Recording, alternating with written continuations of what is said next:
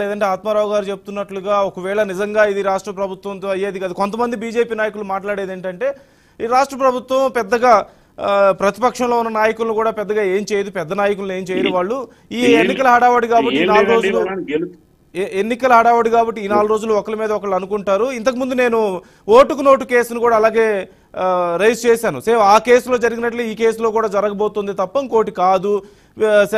పైన సిబిఐకి అప్పగించాలి ఈ కేసును అని చెప్పేసి బీజేపీ నాయకులు అంటున్నారు. అంతవరకు బాగానే ఉంది.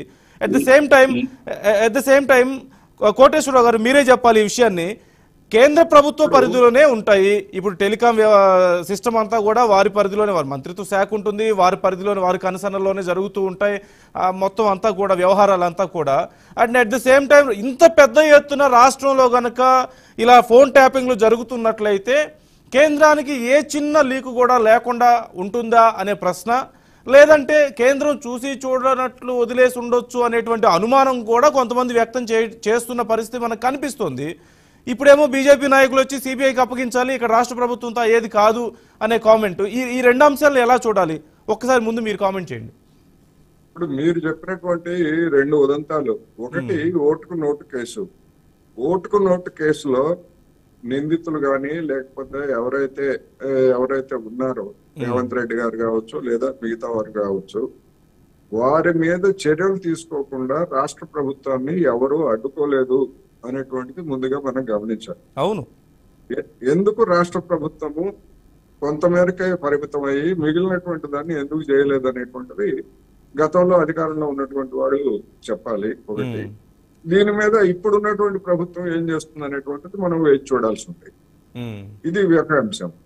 రెండోది, ఫోన్ ట్యాపింగ్ అనేటువంటిది టెలికమ్యూనికేషన్ డిపార్ట్మెంట్ కేంద్ర ప్రభుత్వానికి, దానికి రాష్ట్ర ప్రభుత్వానికి ఎలాంటి సంబంధం లేదు. అయితే కేంద్ర ప్రభుత్వమే అయినప్పటికీ ఆయా రాష్ట్రాల్లో ఉన్నటువంటి అవాంఛనీయ శక్తులకు సంబంధించి లేదా అనుమానిత శక్తులు లేదా దేశద్రోహులకు సంబంధించినటువంటి సమాచారం ఏమైనా ఉండేట్లయితే వాళ్ళ ఫోన్ల గురించి ట్యాపింగ్ చేయడానికి కేంద్ర ప్రభుత్వమే ఇదిగో ఫలానా శక్తులు మీ రాష్ట్రంలో ఉన్నాయి, వాళ్ళ ఫోన్ల మీద మీరు నిఘా వేసించండి కేంద్ర ప్రభుత్వము అడగచ్చు. లేదు, రాష్ట్ర ప్రభుత్వం పద్ధతిలో ఉన్నటువంటి వాళ్ళ మీద ఎవరైనా ఉండేట్లయితే వీళ్ళ కదలికలు అనుమానంగా ఉన్నాయి, అందుకని మీరు అనుమతి ఇవ్వాలని చెప్పేసి కేంద్ర ప్రభుత్వానికి రాష్ట్ర ప్రభుత్వం కూడా అనుమతి తీసుకుంటారు. తీసుకొని దాన్ని అఫీషియల్ గానే ట్యాప్ చేస్తారు. దొరికినటువంటి సమాచారాన్ని బట్టి తదుపరి చర్యలు, ఎవరి పరిధిలో ఉండేటువంటి చర్యలు వాళ్ళు తీసుకుంటారు. ఇది అందరికీ తెలిసినటువంటి బహిరంగ రహస్యం.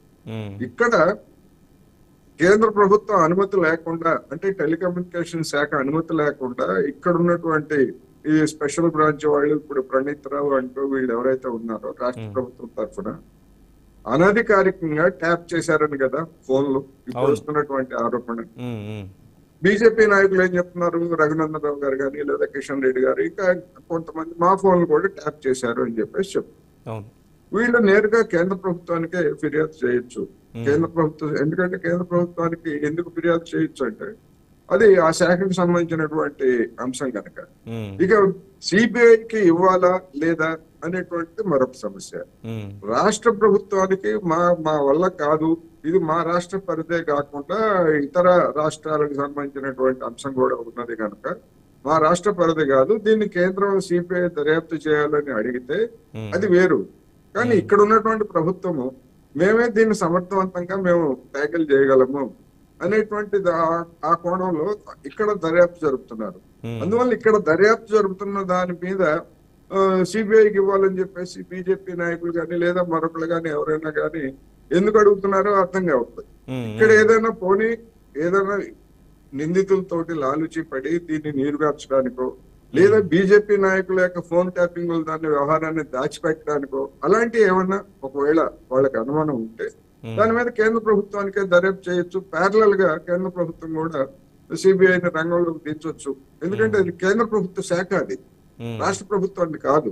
అందుకని ఇది సిబిఐకి అప్పగించాలనేటువంటి ఒక రాజకీయ పరమైనటువంటి డిమాండ్ గా కనిపిస్తా ఉన్నది తప్ప ఈ జరుగుతున్నటువంటి దాని మీద సక్రమంగా జరుగుతున్నదా లేదా అనేటువంటిది బీజేపీ ఏం చెప్తుంది అన్నదే ఇప్పుడు ఆసక్తికరమైనటువంటి అంశం.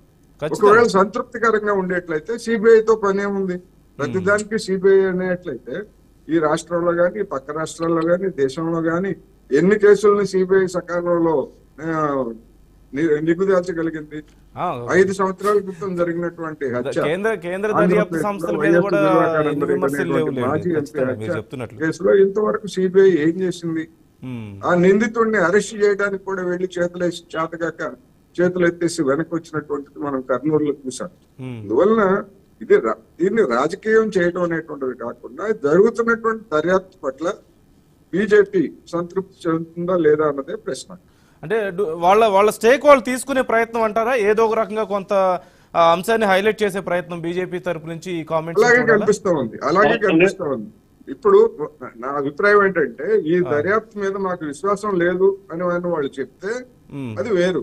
ఈ దర్యాప్తు మీద విశ్వాసం ఉన్నది అంటారా, లేదా దీని మీద మాకు దర్యాప్తు మీద విశ్వాసం లేదు అని అంటే సిబిఐ దర్యాప్తును వాళ్ళు కోరేటువంటి హక్కు ఉంటుంది వాడికి. అంటే దాని మీద రాష్ట్ర ప్రభుత్వం ఒక నిర్ణయం తీసుకోవాలి. as far as we can see, ఇప్పుడు వరకు ఉన్న పరిస్థితుల ప్రకారం state government state police are doing their job very good. ఖచ్చితంగా ఉన్న పరిస్థితులను ఇప్పుడు జరుగుతున్నట్టు విచారణ బట్టి చూస్తే చాలా ఫాస్ట్ గా విచారణ జరుగుతోంది.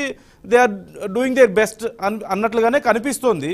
ఇంకేంటో మరి సమస్య అనేది నాకు తెలియట్లేదు. ఒకసారి ఆత్మారావు గారు మీరు కామెంట్ చేస్తే నేను ఒకసారి శ్రీనివాసరెడ్డి గారితో మాట్లాడతాను. అయితే ఇప్పుడు ఇక్కడ కాళేశ్వరం అని చెప్పేసి కాళేశ్వరం మీద కూడా వాళ్ళు ఏదో ఈ కేసీఆర్ గతంలో సిట్ అంటే సిట్టు, ఉట్టు అంటే ఉట్టు. ఇప్పుడు ఈ పోలీసు వాళ్ళతోటే పోలీసు వాళ్ళను దర్యాప్తు చేయమంటే